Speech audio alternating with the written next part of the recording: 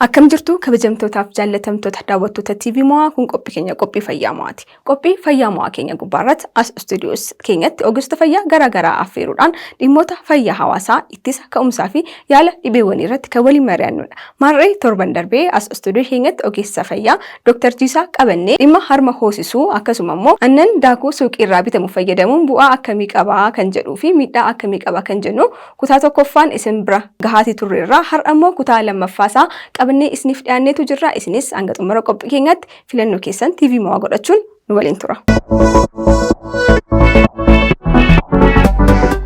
Hayyee gaafa rakkoowwan harmaan wal qabatanii mudatan yeroo tokko ni jiraatu. Duraatillee kaasaatu turte gaafa harmi yookaan fiixeen harma gaafa madaa'u yookaan immoo yeroo tokko yeroo inni cufamu ni jiraata. Akkasuma immoo aannan baay'achuun mudachuu danda'a. Haati tokko gaafa wantoonni akkasii ishee mudatanii murtoo akkamiidha kan ishee murteessuu qabdi yookaan immoo garam deemuu qabdi? Dhugaadha. Keessattuu uumamaan warreen da'umsa jalqabaa irratti fa'aa harmi duudaa ta'uu danda'a. Fiixeen harmaa kun banamiinsa dhabuu danda'a. Inni kun qormaata guddaa miti. Keessattuu mana yaalatti fiixee harmaa kana banaa gochuun inuma danda'a. Karaa salphaa ta'een jechuudha ogeessa kutaa da'umsaa jiranii. Marfee salphaadhaan yookiin immoo isa sana banaa gochuun hin danda'ama. Inni kunis mana yaalatti ta'uu kan qabu jechuudha. Wayshaa qulqulluu fi ogeessan kallattii qaamota garaagaraa hin tuttuqneen ta'uu qaba.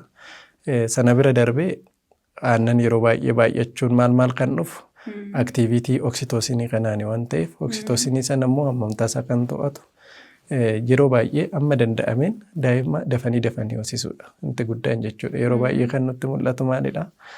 Harmi daa'imaa haadhaa yeroo baay'een guuta.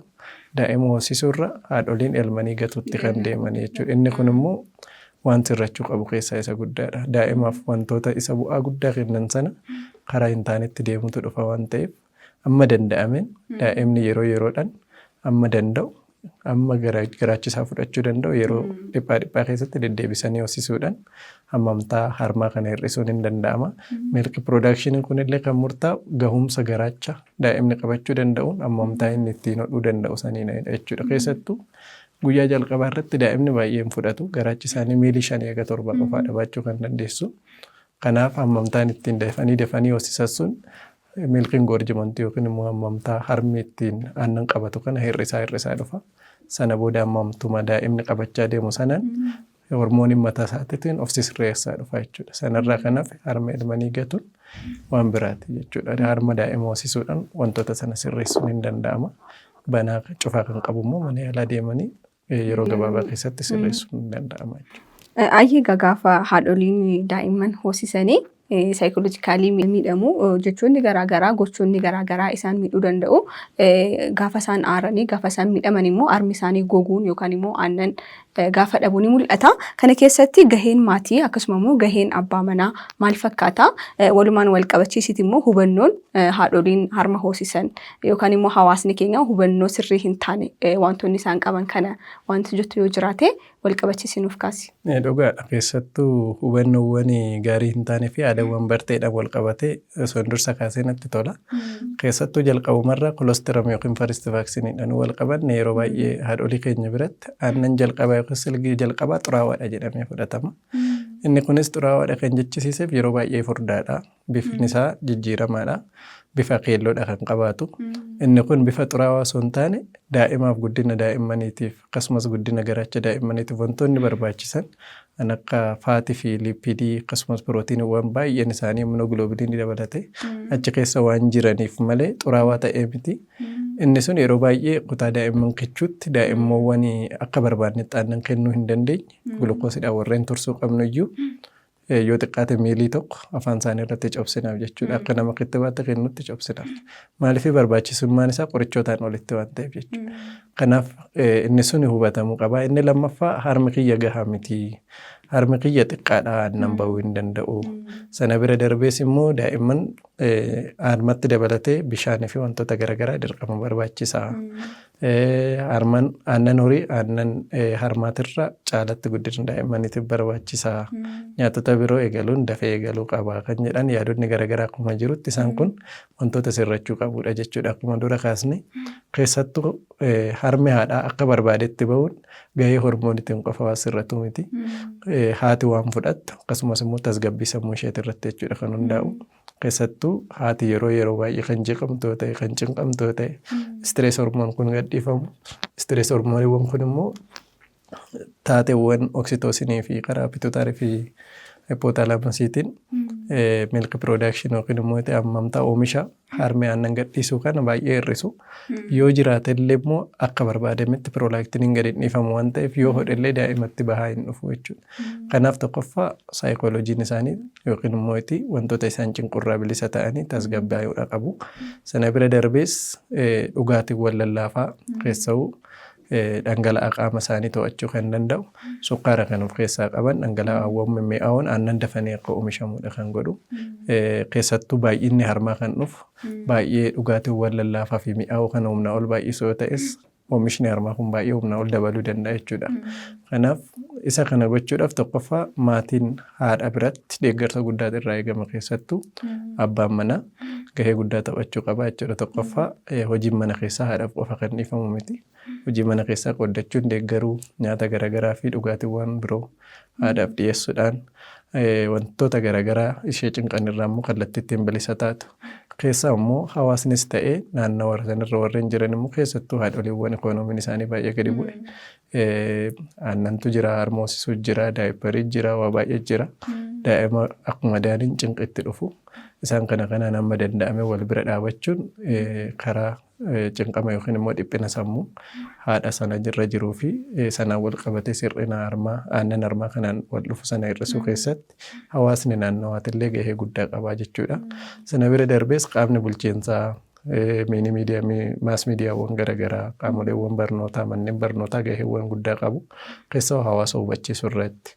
Sana bira darbees yeroo ammaatti keessaa harma akka hin hoosifne wantoota garaagaraatti akka dhufan beeksisoonni garaagaraa illee hudhaa biraati jechuudha. Keessattuu aannawwan oomishamanii yookiin immoo saamsamanii dhufan kun beeksifni isaanii humnaa ol dabaluun hubannoon immoo faayidaa aannan harma haadhaa baay'ee gadi bu'uun immoo filannoo sana gara biraatti akka deeman gochuutu dhufa waan ta'eef beeksisoota garaagaraa illee to'achuun barbaachisaa ta'a jechuudha. Karaa mootummaatiinis ta'e miidiyaatiin. Sana bira darbees ogeeyyiiwwan fayyaa hubannoo kennuu irratti immoo dhaabbata fayyaa irratti qofa murtaa'uun nurra hin jiraatu jechuudha. Hawaasatti gadi bu'uu jira. Carraan amma yeroo keessattuu carraa bal'aadhaan hawaasa bira ga'uun carraan qabnu baay'ee jira waan ta'eef hawaasa bal'aas hubachiisuun dirqama nurraa eegamudha jechuudha. Qaamoleen hunduyyuu itti gaafatamummaa mataa keenya qabna jechuudha. Egaa qabxiiwwan babbareedaa gaaffileen gara fuulduraattis gaafachuuf karoorfachaa jirullee waan baay'eedhaati kan kakaaste. Isaan keessaati aannan foormulaa yookaan immoo aannan daakuu suuparmaarkeettii fi suuqiiwwan garaagaraarraa bitamanitti haa ceenu. Akkasuma wal qabachiisnee immoo aannan saawwaallee kan kaasnu ta'a. Daa'imni tokko aannan suuparmaarkeettii irraa bitamu aannan daakuu kana yoomidha kan isaan jalqabuu qabanii akkasuma immoo faayidaa inni daa'immaniif qabu maali laata? Tole keessattuu aannan suuparmaarkeetii yookiin saamsamanii foormulaadhaan gurguraman kan yeroo baay'ee eessaa dhufu aannan garaagaraa keemikaalonni garaagaraa warshaa keessatti walitti dabalamu ivaaporeet erga ta'aniin booda hurki isaanii gogeeti kan dhufu.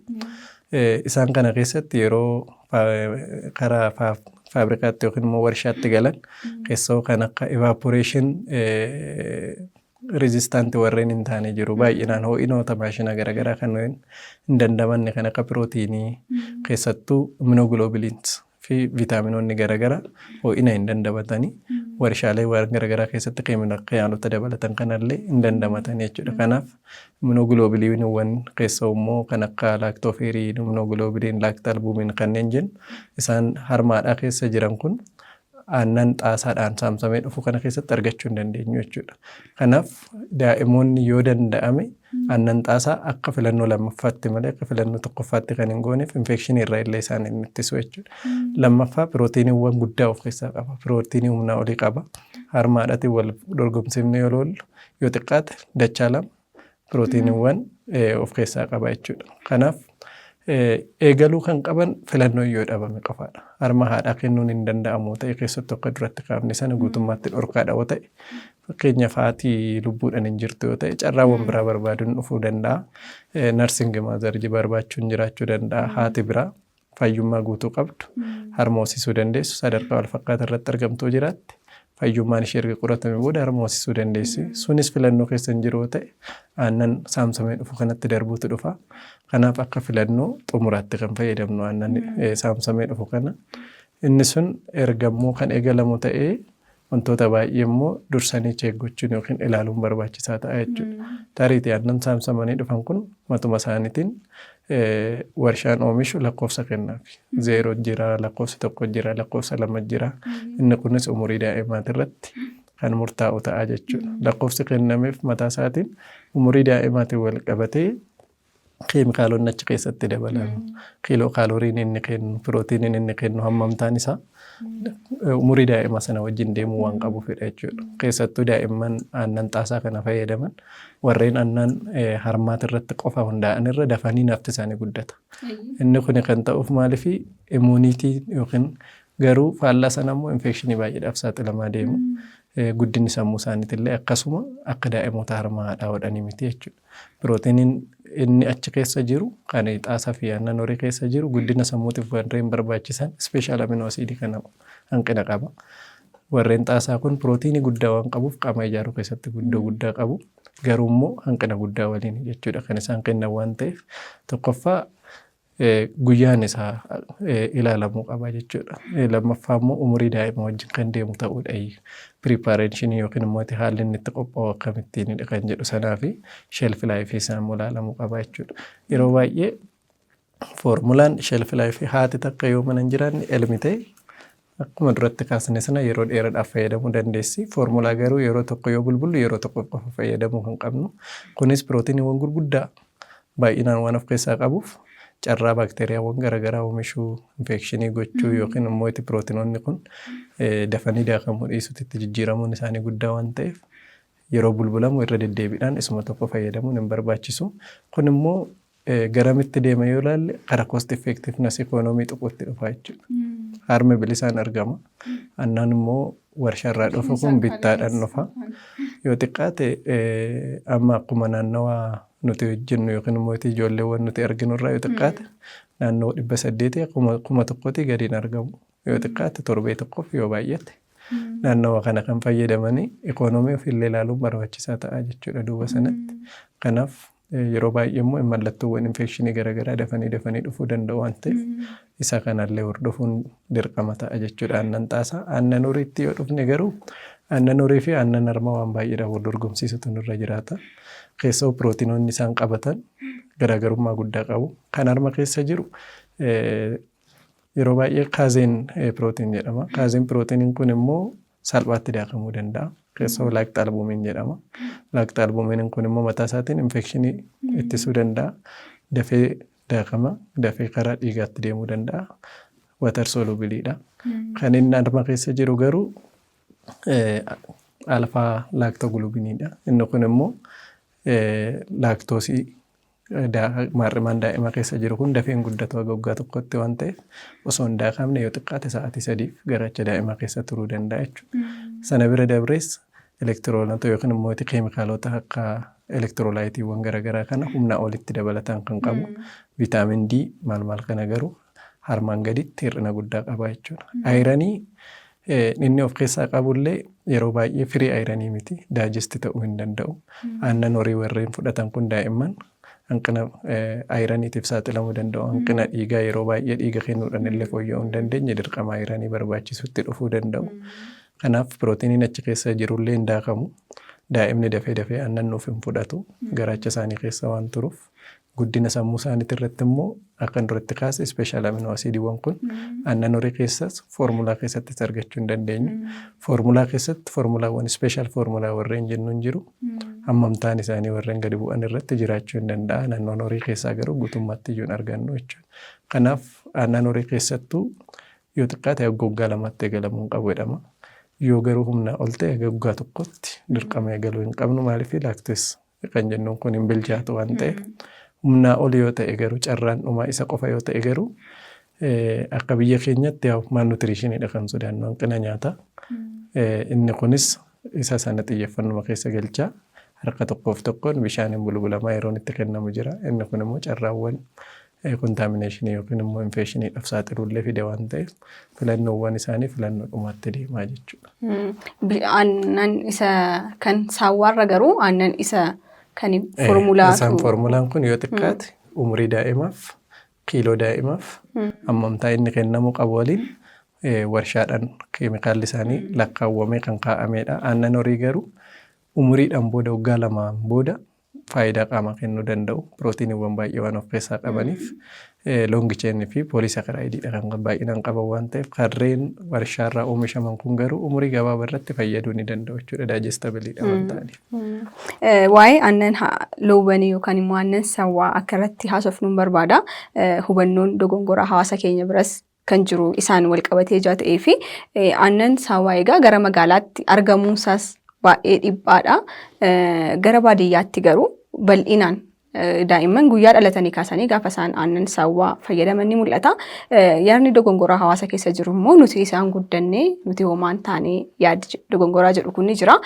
Garuu immoo gaafa gara miidhaasaatti deebinu rakkoo guddinaa yookaan immoo qancaruu daa'immanii gaafa uumamu ni argina. Rakkoon garaachaa ulfaataa ta'ee fi walxaxaa ta'e yeroo daa'imman irratti uumamu ni argina. Kun akkamiin wal qabachuu danda'a laata? Yaada dogongoraa kana akkamiin hambisuu dandeenya? Yeroo tokko waan tokko qofa hin laallu. Umuriitu jira, sanyummaatu jira, maaltu jira. Infekshinii garagaraatiif carraan ittisuu keenya cimaadha. Warreen adiirra warreen kaanirra yoo laallu jechuudha. Tariitii baay'een keenya aannan horii dhugnee guddanne. Yaa ta'u malee erga guddanne immoo maal fayyadamne maal miidhamne kan jedhu sana namni duuba deebi'ee ilaalu hin jiru. Kanaaf guddinni sammuu keenya dhugumatti osoo aannan horii dhuguu baanne amman ammoo kanaa ol ta'uu hin danda'u kan jedhu sana of gaafachuu barbaachisa. Waan garagaraa xiinxaluu, yaadota garagaraa burqisiisuu, kalaqa garagaraa fiduu irratti hagam dhuguma namoota biroo wajjin dorgomuu dandeenya. Hagam warreen nu caalaa hubannoo qaban aannan harmaatiin guddatan waliin dorgomuu dandeenya jedhee xiinxaluun barbaachisaa ta'a jechuudha. Kanaaf tariitii dafanii eegaluun tokkoffaa guginsa garaachaa fidaa. Teechisuun dhufuu danda'a. Sana bira darbee mar'imaan isaanii mammadaa'uun dhufuu danda'a. Garaacha isaanii keessa baay'ee waan turuuf daa'imni hawaasni keenya kan filatu keessaa hawaasni baay'ee daa'imni akka isaan hin jeeqnedha. Aannan horii yoo kenne daa'imni irra. Maaliif garaacha isaanii keessa guutetti ta'a daa'imni immoo ta'es ta'u jeequmsi hin jiru hirribatu dhufa. Erga beela'ee dhufee ammas aannan horii sana fudhata. Yeroo baay'ee nu rafuu danda'a. Jeequmsi hin jiru. Haadholiin bilisaan hojii isaanii hojjechuu danda'u. Yaa ta'u malee keessattuu karaa qaama isaanii keessattuu guddinni sammuu yeroo itti murteessaa ta'e kanarratti aannan horii yeroo fudhatan keessoo immunoglobuliniiwwan sana daa'ima sanaaf hir'isaa deemaa jirra jechuudha. Ammamtaa isaan ittiin argatan sana bira darbee immoo dafnee wantoota garagaraa bishaan kennuun waan garagaraa dhadhaa garagaraa jalqaba irratti kennuun kun infekshiniiwwan garagaraatiif akka isaan saaxilaman gochuu dandeenya. Infekshiniin saaxilaman jechuun dirqama mallattoo agarsiisuu qabu jechuu miti. Qaamni isaanii infekshiniidhaan wal bara miidhama keessatti hanqinoota garagaraa uummachaa deemaa sana booda erga guddataniin booda mallattoowwan garagaraatiif hanqina garagaraa dhufuu danda'a jechuudha. Sana bira darbee aannan horii jalqabarraa vitaamin D baay'ee xiqqaadha kan qabu. Vitaamin D kan ammoo daajestabilii pirootiiniin isaaniitis sanarraa kan hafe riqeetis kan jennu hanqinoota lafee jajjabinni lafee isaanii kun keessoo daa'imman dubartootaa yeroo baay'ee erga guddatanii yeroo ulfaatu irratti illee da'umsa isaanii irratti lafeewwan isaanii kun dhiphachuudhaan karaa ciniinsuutiin da'uu irratti rakkachuutu dhufa. Kanaaf jalqabumarraa guddina isaanii osoo hin taane dhumarratti erga guddataniin booda wantoota isaan mudatan sanadha jechuudha. Xiyyeeffannoo guddaa kan kennamuu qabu. Guddachuu danda'u. Garuu rakkoowwan baay'ee wajjin jechuudha guddachuun kan dhufu. Kanaaf aannan horiitti irratti amma danda'ame of eeggannoo gochuun barbaachisaadha. kana bira dabrees immoo akkaataan itti aannan horii sunumtiyyuu elmamee yookiin qophaa'ee daa'ima bira gahu. Fayyummaan isaanii mirkanaa'umsaa shakkii qaba. Tokkoffaa fayyummaan loon keenya maal fakkaata namni qoratu hin jiru. Sana bira dabree piroosesiiwwan inni elmuurraa kaasee amma afaan daa'ima bira gahutti jiru sun tuttuqqiiwwan baay'ee qaba. Kanaaf harka gara afaanitti infekshiniiwwan baay'een daa'imatti dhufuu danda'u jechuudha waan ta'eef. Isaan kanarratti keessoo daa'imman amma danda'ame istaraayil envaayiromantii irra jiraachuu kan qaban waan ta'eef amma humna keenyatiin amma dandeenyuun waan bilisaan argatamu harmi haadhaa filannoo isa jalqabaati jechuudha. Sanarraa kanaaf yoo didame of eeggannoo fi qulqullina guddaadhaan sa'aatii amma danda'ame gara fuulduraatti dhiibuudhaan qofa jechuudha. Aannan horii kana filannoo isa dhumaa godhachuu kan irra jiraatu. Gaafa aannan gara foormulaatti si deebisu immoo dooktar daa'imman aannan foormulaa kana dhugan atillee dura jechaati turte guddinni isaanii saffisaan jechaati turte daa'imman kun furdina hin barbaachisneef yeroo isaan saaxilamanii fi dhibeewwan sukkaaraa yookaan immoo dhibeewwan garaagaraaf yeroo isaan saaxilaman ni mul'ata. Mee isa akkamiin hir'isuu danda'a? Akkamiin hir'isuu danda'ama? Sababii inni dhukkuboota garaagaraaf isaan saaxilu maali? Dhugaadha tariitii akkuma dura kaase pirootiiniiwwan baay'ee guddaa waan of keessaa qabuuf guddinni qaama isaanii baay'ee dabala. Guddinni sammuu isaanii garuu hagas mara miti. Infekshinii baay'eedhaaf kan saaxilamaniif tokkoffaa guddinni ittisa qaama isaanii ji'oota muraasa jalqaba keessa waggaa ji'a ja'aatti almost wannoota nuti kenninu irratti kan murtaa'e vaaksiinii dabalatee jechuudha. Kanaaf isaan sana waan of keessaa hin qabneef carraan infekshiniiwwan garaagaraatiif saaxilamuun isaanii baay'ee bal'aadha. Tuttuqqee harkaatiin jiruun naannawa qilleensa jiruun kanarraa wal dabalatee immoo kaalchar miidiyaadha yeroo baay'ee warreen garaacha keessa turuu danda'an kan akka aannan horii akka duratti kaasne jechuudha. Baakteeriyaawwan garaagaraa akka irratti wal horan. Darbe immoo aannan harmayyuu dura kenninu maayikiroobaayoomaa duratti kaasne san baakteeriyaawwan garaacha keessa jiranii fi faayidaa qaban akka of cimsan gochuun sun isa kanaan daanga'a jechuudha. Kanaaf baakteeriyaawwan biroo salphootti akka barbaadanitti karaa garaachaa yeroo seenan infekshinii fiduudhaaf carraa guddaa argatu waan ta'eef irratti wal horuutu dhufa. Infekshiniiwwan garaagaraatiif saaxilamuun ni dhufa. Ammuma guddinni qaama isaanii immoo dabalaa deemu dandeettiiwwan infekshinii ofirraa ittisuu kun salphachaa deemuun isaanii sun immoo wantoota garaagaraatiif akka saaxilaman ta'a. Dhawaata yeroo baay'ee mallattoo agarsiisaniiti jechuudha kan nu bira dhufan. Yookaan rakkoo kaleetiin yookaan rakkoowwan infekshinii sombaa irra deddeebi'ee dhufuun yookaan rakkoowwan onnee rakkoowwan dabalataa infekshinii giraatii fi garaacha wal qabatee warreen jiraniin nu bira dhufu. Sana bira darbee immoo kan akka dhibee sukkaaraa maal kun furdina qaamatiin yookiin immoo itti hammamtaa cooma qaama keessatti kuufamuu wal qabachuu danda'u. Hormooniiwwan garaagaraa gadhiifaman qaama keessatti wal gadhiisan kanaan isaan kan akka aizileet maal kun akka barbaadanitti insuliinii to'achuu dhiisuu danda'u. Isaan kun to'annoowwan harmarraa argatan sana karaa sana fudhachuutiin hanqinni jiru sun inteekii nuti kenninu sana jechuu kan murteessu waan ta'eef parsantiin isaanii humnaa ol garaagarummaa qabaachuullee baatu harma wajjin keessoo kan foormulaa keessoo karaa pirootiiniitii fi darbees immoo warreen infekshinii hir'isan kana dhabuurraa gara waan baay'eedhaaf saaxilamuu danda'u. Guddinni karaa fuulduraa isaaniitillee kanaaf harmi jalqabarra foormulaan itti aana filannoo dhumaati irratti garuu aannan horii keenya jechuudha. Kallattii sanaan wal qabsiisuu danda'a. Namoonni aannan foormulaa bitanii daa'imman isaaniif kennamni qarshiinsaa akkuma kaasaa turre baay'ee qaala'insa jireenya afaanillee deemuu dhiisuu danda'a. Namoonni nuti afford gochuu danda'anillee isarratti invest gochuurra haadha irratti invest godhanii nyaata haadhaaf barbaachisu bitanii haadha sana kunuunsuudhaan harma haadhaa akka daa'imni argatu gochuun faayidaa waloodhaaf maatiifis daa'ima sanaafis bu'aa guddaa qabaa jechuudha. Hayyee gaaffii koo gara xumuraatti geessaatiin jira. Namoonni baay'een duraatillee kaasaati turte aannan foormulaa kana rukutanii yookaan immoo baxaxanii kaa'uun yeroo dheeraadhaaf turuu hin qabu jechaati turte. Sa'aatii hagamiidha kan inni taa'uu danda'u bulbulamee akkasuma immoo umurii daa'imaa irratti daanga'uu danda'a laata? Daa'ima hammamiitu yeroo dheeraa yoo ture miidhaa hin qabu? Daa'imman hammamiif immoo yoo bulbulamee ture yookaan immoo yoo bulee miidhaa akkamii qaba laata? Dhugaadha keessoo foormulaan akkuma dursa kaase pirootiinii baay'ee of keessaa qaba. Pirootiiniin immoo ammuma turu cicciruu yookiin immoo bifa isaa jijjiirutti dhufa. Faatii of keessaa qaba. Faatiin kunis immoo waan baay'eetti carraa jijjiiramuu qaba. Keessoo foormulaa yoo ilaallu bishaaniin kan bulbullu bishaan immoo guutumaan guututti parsantii 100 qulqulluudha jechuu hin dandeenyu. Baakteeriyoota faayidaas qaban faayidaas hin qabne yookiin immoo maayikiroo orgaanisimsi warreen jennu warreen ijaan arguu hin dandeenye of keessaa qabaachuu danda'a. Yeroo gabaabaa keessatti yeroo fudhannu gaata maayikiroo filooraa warreen jennu warreen duratti kaasne sun isaan kana karaa infekshinii finneetti daangessuu danda'u. Yoo tursiifnu garuu carraa wal horuu isaanii carraan baay'inaan karaa garaachaa galuun isaanii kun hin dhufa waan ta'eef yeroo baay'ee rekomandii yookiin immoo kan kallattiin kaa'amu bulbulamee sa'a 1-2 keessatti fayyadamuu qabudha. Sanaan ol yoo ture yeroo baay'ee humnaa ol yoo ta'een alatti aannan foormulaa bulbullu yeroo tokkoof yoo baay'ate sa'a 2-4 caalaa osoo fayyadamuu baanne baay'ee barbaachisaadha jechuudha.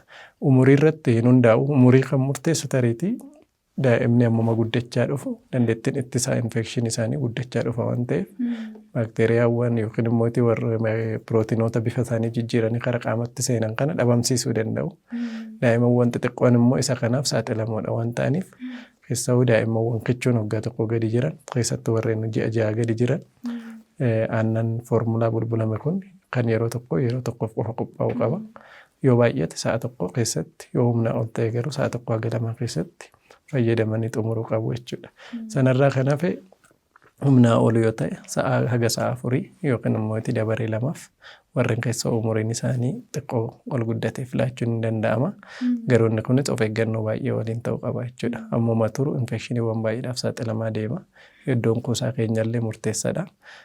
Tempireechari naannawa sanallee murteessaadha waan ta'eef waan baay'eedhaan karaa qaama daa'ima yeroo seene miidhuu danda'u uummachuu waan danda'uuf guutumaan guututti parsantii haga kanaa daa'ima miidhuu danda'a daa'ima irraa miidhaa geessisuu dhiisuu danda'a jennee murteessuu hin dandeenyu waan ta'eef amma danda'amee umurii kamirratti iyyuu yoo danda'ame yeroo tokkoof kan bulbulamu yeroo tokkoof osoo ta'e baay'ee filatamaadha. Ayyee egaa akkuma isin jedhe gaaffii koo xumureetan jira garuu osoo hin kaasiin darbuu hin barbaanne tokko daa'imman gaafa isaan ji'a 5 ji'a 6 gaafa ta'anii nyaata dabalataa namoonni jalqabsiisan jiru bishaan fa'aa kennuu fi nyaatota garaagaraa gaafa isaan kennan jiru. Sababiin isaa immoo daa'imman kun ji'a 6 erga darbaniin booda naaf hin baranii nyaata naaf hin baranii rakkoon jedhuu fi sodaan jedhu haadholii bira jira. Nyaatota akkamiidha yoo jalqabuu qabaatan illee kan isaan jalqabuu qabaatanii akkasuma immoo warreen jalqaban dhiibbaa akkamiif saaxilamuu danda'u? Dhugaadha keessattuu akkuma dura kaasuuf yaalle filannoo nyaataa harma qofaa yookiin exclusive breastfeeding guutumaan guututti kan murteessinu haga ji'a 6 harmarraan ala uuma bira waan bishaan dabalatee waan biraa fudhachuun qaban jenneeti kan keenyu. Ji'a 6 irratti tokkoffaa nutritional demand yookiin immoo hammamtaan barbaachisa nyaata dabalataa yookiin immoo enerjii dabalataa isaanii baay'ee olaanaadha. Tokkoffaa garaachi isaanis bilchaachaa jira. Lammaffaa immoo enerjii requirement body surface yookiin immoo hammamtaan qaama isaanii dabalaa deema. Sana bira darbee sana booda hammamtaan ittiin nafti isaanii guddachuu barbaadu sunillee kan duraatirra baay'ee dabalaa deema jechuudha. Kanaaf nyaata dabalataa ji'a 6 booda akkuma waliigalaatti iyyuu kennuun barbaachisaadha. Yeroo kenninu nyaata akkamii eegaluu qabnaadha. Jalqaba irratti tokkoffaa garaachi isaanii bilchaatullee wantoota alaa dhufan irratti guutummaatti of qopheessee hin jiru waan ta'eef nyaatota baay'ee lallaafoo ta'anii fi dafanii daakamuu danda'an kan akka nyaata garaagaraa irraa iddoo tokko kan qophaa'e nyaatota garaagaraa kaarboohayidireetii, pirootiinii wantoota qaama barbaachisan hunda nyaata garaagaraa irraa iddoo tokkotti qopheessanii bifa bulluqaa fi lallaafaa ta'een daa'imni jalqaba irratti alalchuu akkasumara humnaa ol hin barbaadan waan ta'eef alalchuu kan hin barbaachifne bifa laafeen erga qopheessan booda amma isaan ittiin kennanillee hammamtaa xiqqaadhaan dafanii kennuu danda'u. Gidduu gidduudhaan immoo harma haadhaa itti fufuu qabu jechuudha waggaa 2tti. Sana booda akkaatuma daa'imni guddachaa deemu keessawuu naannawa ji'a 8 booda daa'imni harka isaaniitiin waa fuudhuu karaa ofiittiin deemutu dhufa. Yeroo sana immoo wantoota humnaa ol akka bishaanitti qal'atan qofa osoo hin taane wantoota daa'imni ofiisaatii fuudhee karaa afaanii geessuu danda'u harkaa fi meeshaa ittiin nyaatu sana qulqullina isaa eegne karaa laafarraa seemisoolidii wayiin immoo xiqqoosaa karaa jajjabaatanitti fiduu dandeenya jechuudha. Waggaa tokko booda daa'imni waan fudhachuu danda'u kamiyyuu kennuufii hin dandeenya jechuudha. Kan akka buuphaa sana bira dabre immoo yoo humnaa ol ta'e aannan horiillee kallattii sanarratti itti deemuu dandeenya. Yoo garuu danda'ame amma waggaa 2tti aannan horiirraa bilisa goone nyaatota garaagaraa mana keessa jiru dirqama faarmaasiirraa yookiin immoo warreen qophaa'anii dhufan kanarratti qofa murtaa'uun barbaachisaa miti. Mana keessatti nyaatuma oomishnurraa walitti qopheessineetu amma akkaataa nuti ittiin qopheessinuu fi hammamtaa nuti ittiin kenninu sana qofaadha jechuudha murteessuu qabnu. Kanaaf tariitti hammamtaan garaacha isaanii akkuma dursiise kaasisaniidha waan ta'eef naannoo ji'a 5 booda yeroo tokkoon miilii 120 fi sana ol qabachuu danda'a. Harma isaanii hammamtaan inni bishaan kennu sun gadi bu'aa dhufa. Hammamtaan inni itti ba'u sirrachaa dhufa waan ta'eef garaacha amma barbaada sana dheebuu baasuu beela baasuu hin danda'u waan ta'eef ji'a 6 irratti eegaluun dirqama ta'a. Garuu hawaasa keenya biratti sirrachuu kan qabu daa'imni waan naaf hin barreef jedhamee naannoo ji'a 4 ji'a 5tti kan eegalamuudha rakkoo guddaa kan qabu waan ta'eef haga ji'a 6tti akkuma dura kaafne yeroo isaa yoo xiqqaate sa'a 2 yookiin sa'a 3 harma hoosisaa itti fufuun gahaadha. Ji'a 6 irratti garuu nyaatota kanneen yeroo dafee kennamu irratti hammamtaa xiqqaadhaan nyaata akkasii eegalchiisuun hin danda'ama jechuudha. Hayyeegaa hangaaffiin siif qabu xumureetan jira. Ati garuu waan kana osoo kaasnee irratti haasofne hubannoo hawaasaa bal'isuu keessattis kun wanta barbaachisaadha wanta jettu yoo jiraate carraan siif kenna. Tariitii keessattuu haadholiin keenya yeroo baay'ee keessoo naannoo baadiyyaa irratti dafanii walirratti da'uun kun hin jiraata. Keessafuu guddina daa'ima jalqabaa irratti miidhaa guddaa ni qabaata. Yoo uumamellee garuu garaatti waan hafeef jedhamee harmi dhaabbachuun kun hin jiraata jechuudha. Keessoo naannoo baadiyyaa irratti haati takka amma fayyummaan ishee rakkoo hin qabannetti yookiin immoo dhibeewwan hammaatoo garaagaraa akka dhiibbaa dhiigaa, sukkaara humnaa ol to'achuu hin dandeenye. Sana bira dabrees immoo dhibeewwan garaagaraa kan daa'imni harma hodhuu hin dandeenye kaansariiwwan garaagaraa hin qabdu yoo ta'e yeroo ulfaatti amma daa'imnii fi haati sun guutummaatti rakkoo biraa keessa hin galletti yookiin immoo diskomfoortii yookiin dhiphina biraa haga fiduu hin dandeenyetti yeroo ulfaatti illee harma hoosisaa itti fufuun hin barbaachisaa jechuudha. Walumaa galatti keessattuu waa'ee harma hoosisuu yeroo kaasnu waan baay'ee kaasuu keessattuu hawaasa keenya nadaraa jechuu kan hin barbaadu. Jalqaba irratti daa'imni dafee akka afaan hiikkatuuf yookiin immoo dafee alalchuu akka baruuf dafee midhaan akka eegaluuf jedhame harma durayyuu kan kennamu dhadhaa. Yeroo baay'ee dhadhaa akka yeroo dhiyoo keessa qophaa'ee jedhama. Afaan daa'imaa kaa'u jira, sammuurra kaa'u jira, qaama isaanii dibuu jira. Kun akkuma jirutti ta'e keessattuu wantoota harmaan ala ta'an amma danda'ametti haga ji'a 6tti daa'imatti kennuun barbaachisaa miti jechuudha. Sanarraa kanaaf harmi haadhaa uumamaan kan dhufuudha waan ta'eef bittaa hin barbaadu, baasii dabalataa hin barbaadu. Kanaafuu haatis sanaaf of qopheessu. Maatiin dabalataatillee immoo akkuma duratti kaasne sana ikoonoomii barbaachisu karaa deeggarsa haadhatitti fiduudhaan guddina daa'imaati irratti gahee guddaa taphachuun hin barbaachisaa jechuudha. Hayyeegaa as istuudiyoo keenyatti argamtee mata duree bal'aa kana fudhannee marii bal'aa hubannoo hawaasaa cimsuu keessatti qabxiiwwan murteessoo ta'an kaasnee irratti mari'achaa turre.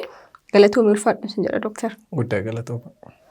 Hayyeegaa kabajamtootaaf jaallatamtoota daawwattoota keenya mata duree harma hoosisuu akkasuma immoo aannan daakuu yookaan immoo suuqiiwwan garaagaraa irratti bitamanii fi aannan sawwaa daa'immaniif kennuun faayidaa inni qabu miidhaa inni qabu immoo haala bal'aa ta'een kutaa lamaan isin bira geessisaa turreerra.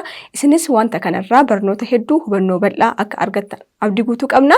Akkuma jedhame egaa aannan daakuu yookaan immoo aannan suuqii irraa bitamu fayyadamuurraa gatiisaa haadha yookiin haadha daa'ima hoosistuu gubbaa irratti baasuudhaan nyaata madaalamaa akka isheen argattu goonee fayyaa daa'ima keenyaa, fayyaa haadhaa akkasuma immoo fayyaa maatii keenyaa eeguun ni danda'ama jenna.